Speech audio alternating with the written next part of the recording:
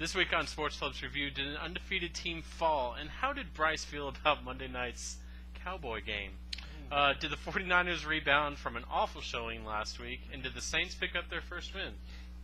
We'll touch on all this on this week's review of Week 4 of the 2012 NFL season. Flying by. Speaking of, let's start with that Monday night game. There wasn't. No, there wasn't a game Monday night. Are you sure? Yeah, positive. I'm pretty sure that if I remember correctly, Tony Romo threw 5 interceptions. Yes. I'm going to sound like a huge Cowboys fan here, but this is just my assessment. Only one was completely 100% his fault, in my opinion. Okay. In my opinion. The first one, Des Bryant was supposed to run a hook. It was a checkoff. He was supposed to run a hook, and he didn't. He didn't get the checkoff. And him and Romo and Bryant just were on the same page, and he threw a pick. The second one went off Ogletree's hands. Hit Ogletree right in the hands, and it just bounced up, and somebody intercepted it. Okay. The third interception was completely his fault. He's such a fan. I am a huge fan. The third interception was completely his fault, and the last two were just him trying to force something, make something happen in the game. Bears actually beat the Cowboys 34-18 in a good game. Jay Cutler actually showed up this game. He actually played a really good game. Yeah. Moving on to the Sunday night game, the Giants actually, everyone thought the Giants were going to come in and just blow the Eagles out, especially after last week's Eagles showing. This week, not so much. Eagles actually win 19-17. Mike Vick, 241 yards, a touchdown. He had a decent game. He managed the game well. He didn't mess with things. The turnovers. They didn't turn the ball over 35 times this game. That helps out a lot. They didn't turn the ball over at all. And let's think about this. LaShawn McCoy went over the off century mark. Yes. in the second half. The Eagles have some of the best talented weapons in the NFL on that offense. If they can figure out how to mesh, they can be a very, very dangerous team. RG3's Redskins actually played the Buccaneers Sunday afternoon, and the Buccaneers fall 24-22. RG3, again, he's on my fantasy team, so I'm sitting there watching, and I'm seeing fantasy points real low. And then in the second half, he just blows it up. Creeps up. Yep. He has amazing second halves. He's now 2-2 as a rookie. That's impressive. I mean, he's looked impressive in all 4 of those games, despite the 2 losses. 323 yards, no touchdowns, but I mean, you don't have to. Yeah, you don't have to worry about that. Tampa Bay has to find some balance in their offense. They couldn't run the ball whatsoever on a Washington defense that's not that stout. You know, Colin Cowherd from ESPN Radio was actually mentioning this week. When is the experiment with Josh Freeman going to end? It should end now. Immediately, in my opinion, because you have the rest of the season to bring another quarterback in and show them the ropes and kind of get them acquainted to the system and the weapons you have on the team. It has to end, in my opinion. Speaking of those 0-3 Saints from last week, they ended up being 0-4. 28-27 final score. Rodgers, another 1-point game. Yeah, Rodgers actually rallied them from behind. It looked like the Saints had control for a good portion of the game, especially down near the end. They kept scoring and kept scoring. We're like, oh wow, this is going to happen. And you know, when Rodgers tosses 4 touchdown passes, it's hard to beat them. Saints just have no defense. Their defenses look terrible. I mean, it's just looked atrocious. And as much as we thought the bounty gate wasn't going to affect them this year, and Sean Payton not being in there, and their offensive coordinator not being there for the first few games, it's affected them a lot. Apparently, I was one of the people that said Drew Brees is there. It doesn't matter. He's an on-field coach, but I was 100% completely wrong. It did affect them quite a bit. Bengals face off against the Jaguars and beat them. It was a quick game, 27-10. There was really nothing. Andy Dalton there. has looked terrific this year. Yes, he has. He's had a fantastic game season. A very good so sophomore year to follow up his another solid rookie year. He's just one of those people that kind of stays in the shadows. The unlucky Miami Dolphins lost again this week. Second overtime loss in a row, I think? Yeah, it's been rough for them this year.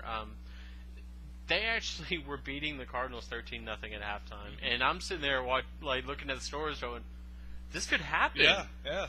Cardinals may not be 4-0 after this. And then Kevin Kolb is quietly having a really good season after saying, you know, he wasn't that great of a quarterback. He really shouldn't be starting. Suddenly, he's proving everybody wrong right now. Now, here's the question. Cobb's playing so well. When Skelton comes back fully 100% from injury, which should be this week, who do you start? Cobb or Skelton. You have to stay with a hot hand, in my opinion. I agree. mean, I agree. Kevin Cobb has been he led them back from defeat last week. He led them to a win in week 1 after Skelton went down. Yep. Why not? Yeah, I agree. Dolphins have to limit turnovers. They turned the ball over 4 times. Tannehill had over 400 yards passing, though, but against 4 turnovers, 400 yards passing doesn't matter. Peyton Manning again threw for over 200 yards, 235 yards. Throws 3 touchdowns. Beat the Raiders bad, 37-6. It's a bad Raiders team. When they can't get Darren McFadden going, which they did in this game, 34 yards on 13 carries, that's their bell cow. If they can't get McFadden going, they have no shot at winning games. The second of 3 undefeated teams, Houston Texans beat Keep on Titans rolling. Yep.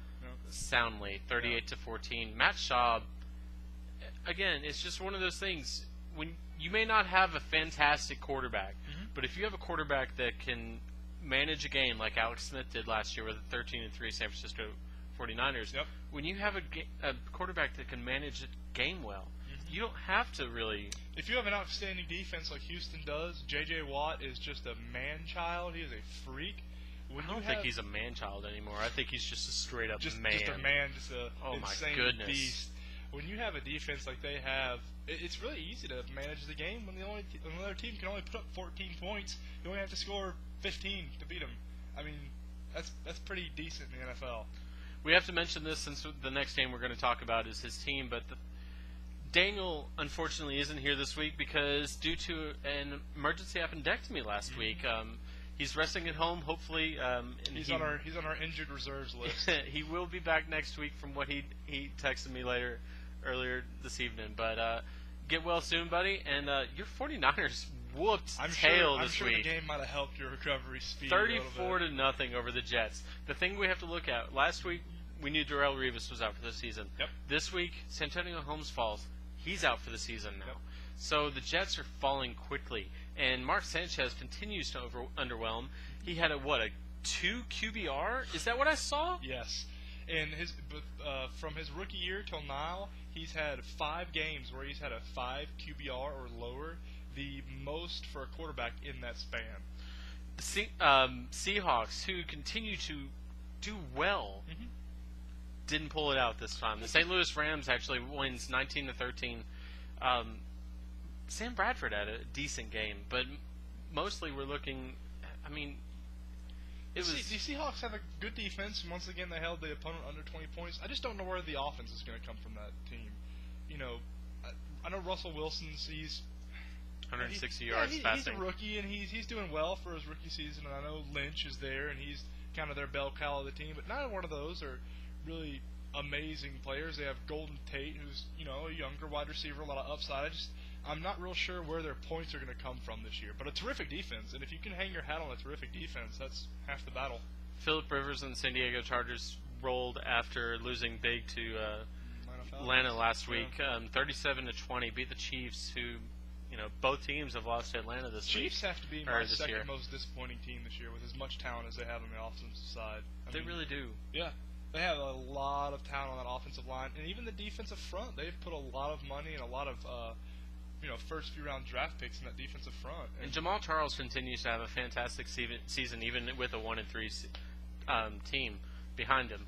The Minnesota Vikings are quietly 3-1. Everybody predicted them to be at the bottom of the NFC South.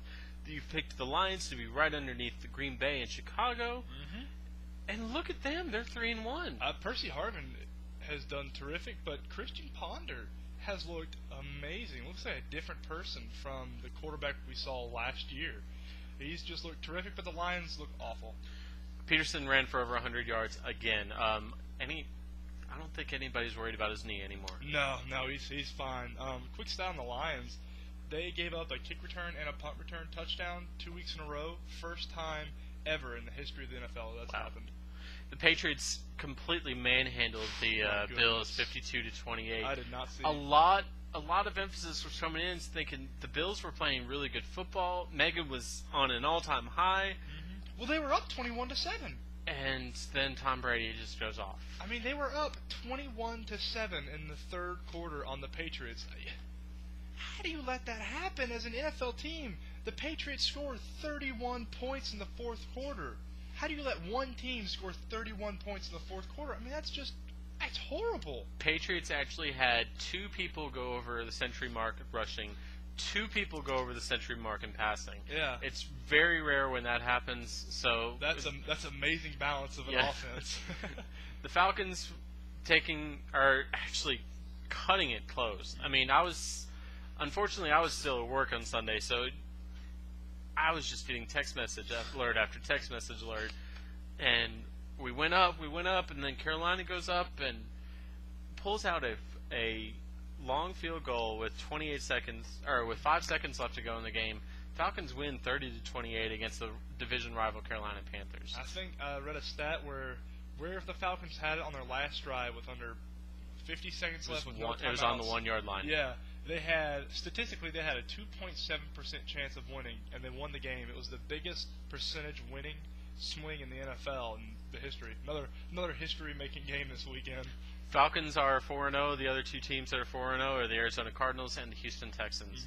Mm-hmm. Moving on to the Thursday night game of last week, the Ravens win 23-16.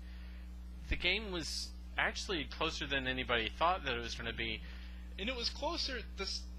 The score was closer than you thought if you were just watching the game. Because watching the game, Baltimore pretty much handled the game throughout the 60 minutes. But it was just a lot closer score-wise. Trent Richardson becomes the first rookie to win or to have a rushing touchdown in his first 4 games, each of his first 4 games, since I can't even remember what the stat was. I saw it today, but I forgot as well.